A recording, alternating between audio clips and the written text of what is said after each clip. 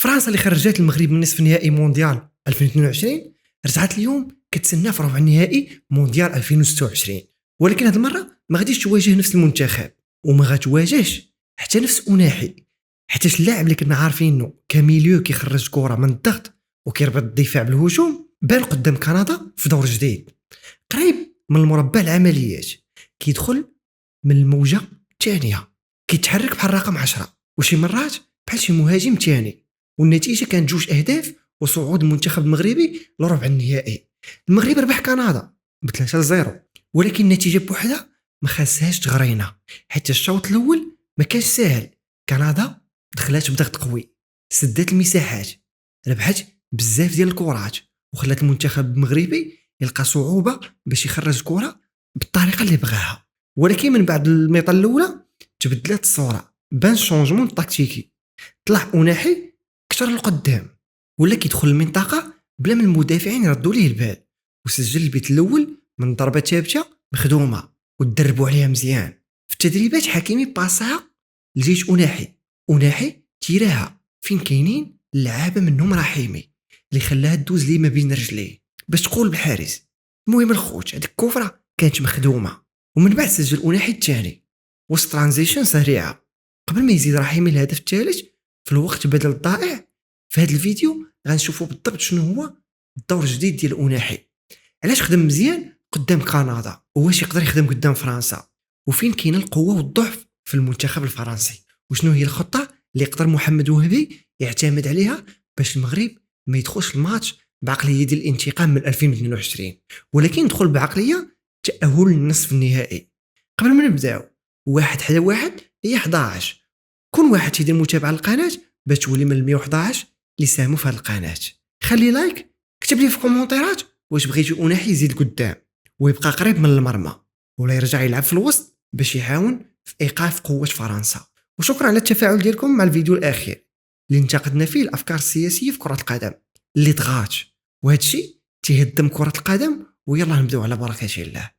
اول حاجه خاصنا نقولوها، المغرب ما بقاش مفاجاه. الوصول للربع النهائي مره ممكن شي واحد يسميه انجاز استثنائي، ولكن توصل لنفس الدور في مونديال ثاني على التوالي وتولي اول منتخب افريقي يديرها، هنا ما بقيناش كنهضروا على ضربات حظ، كنهضروا على منتخب من التجربه عنده لاعبين كيلعبوا في مستوى كبير وعنده القدره يربح حتى ملي الاداء ما كيكونش واعر. قدام كندا شفنا واحد الحاجه مهمه، المغرب ما فقدش امل من الخصم ضغط عليه. في الاول كندا كتحسن في الريتم، كتضغط من بعد ما المغرب كيضيع الكره وكتوصل بالزربه للنص ديال التيران، ولكن المنتخب صبر. بونو تدخل في الوقت، الدفاع ما فقدش التركيز، ومن بعد محمد وهبي استغل السلاحه باش يصحح تمركز اللاعبين. وهنا كيبان الدور ديال المدرب، وكيف ما كيقولوا الرقيقيه ديال الكره الميطه الاولى ديال اللعابه والثاني ديال المدرب، حيت ما بقاش أناحي في الميطه الثانيه هابط بزاف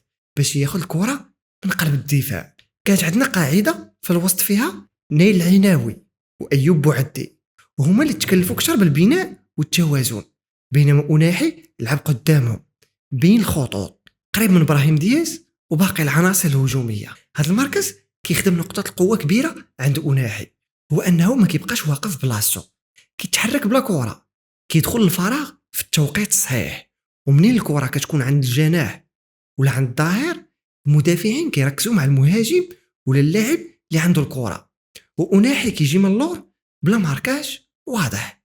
الهدف الاول قدام كندا وضح قيمه ديال التوقيت ديالو، والهدف الثاني وضح انه ماشي غير لاعب اللي كيصنع اللعب، راه يقدر يوصل للمربع ويحسم انه يماركي. وهذا تطور مهم، حيت أناحي في مونديال 2022 كان العالم كامل كيهضر على الخروج ديالو من الضغط، المراوغات في الوسط والطريقه اللي كيربيها من الماركاج.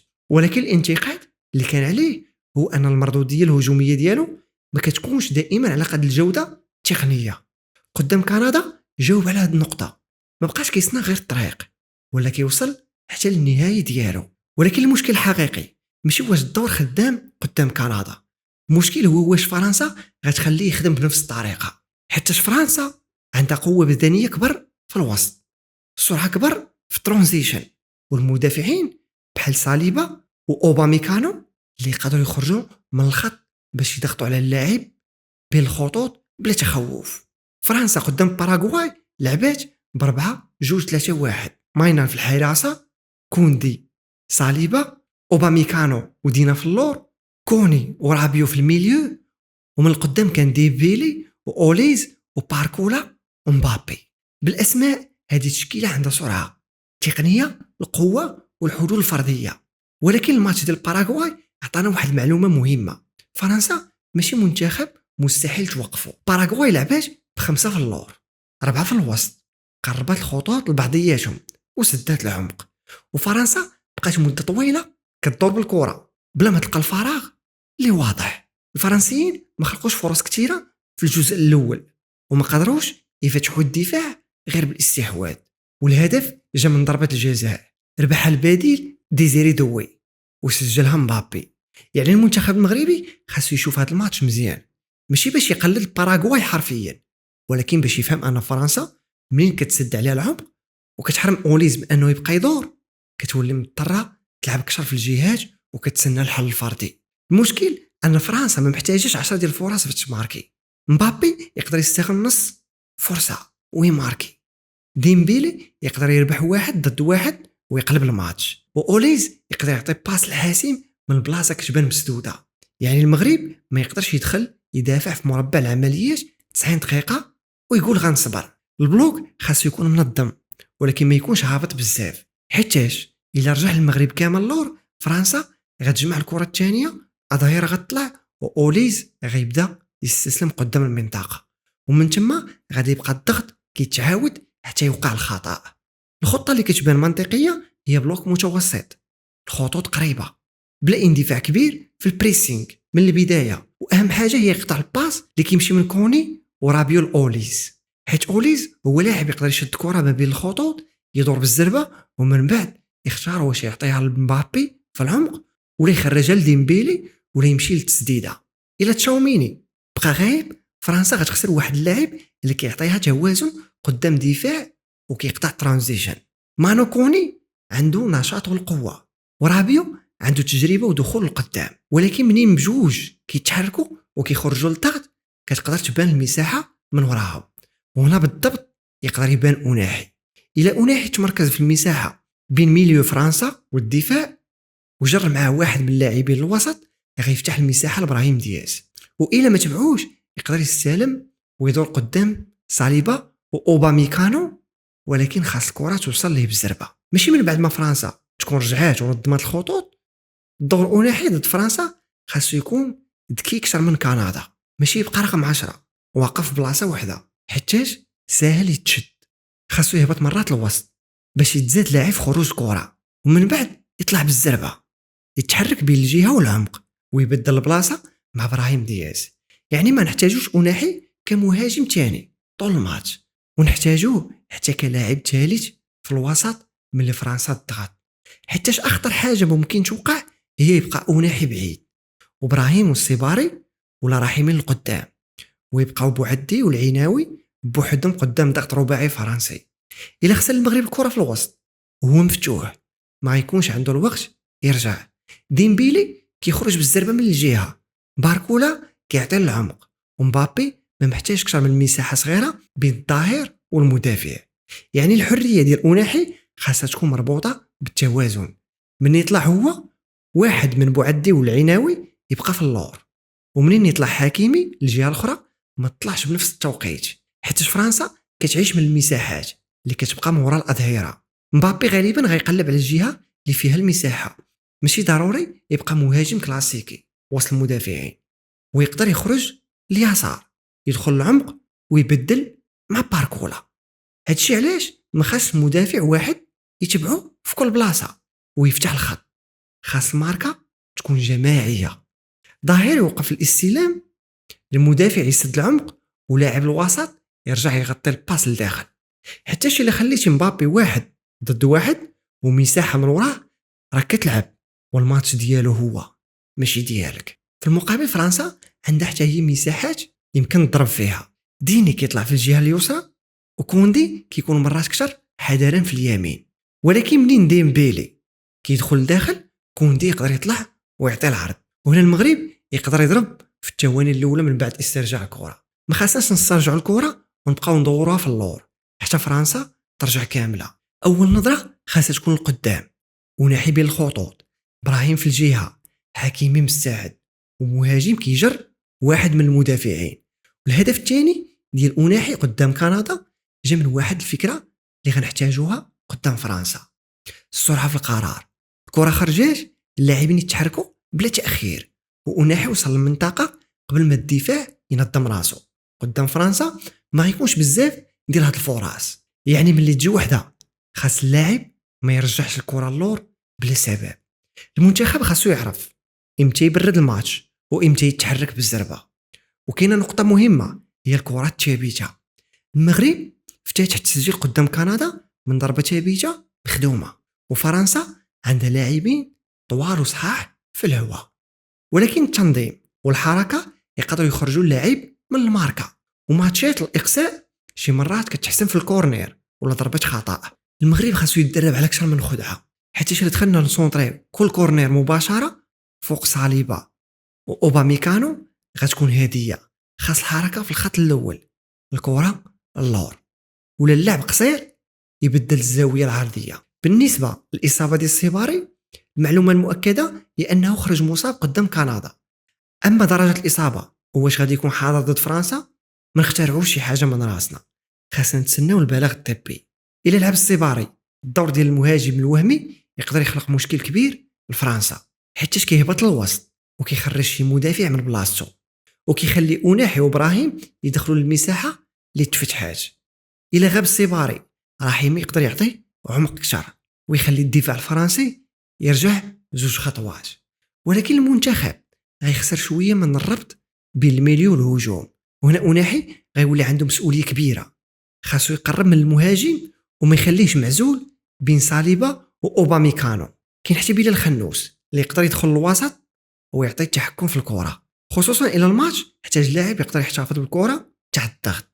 ولكن كل الاختيار عنده الثمن ديالو. الا زدت لاعب في الوسط غتنقص لاعب في العمق، ولا لعبتي بمهاجم سريع غتخسر شويه من الاستحواذ. محمد وهبي ما خاصوش يشوف الماتش بحال تشكيله وحده غتلعب 90 دقيقه، خاصو على الاقل يحضر 3 المراحل.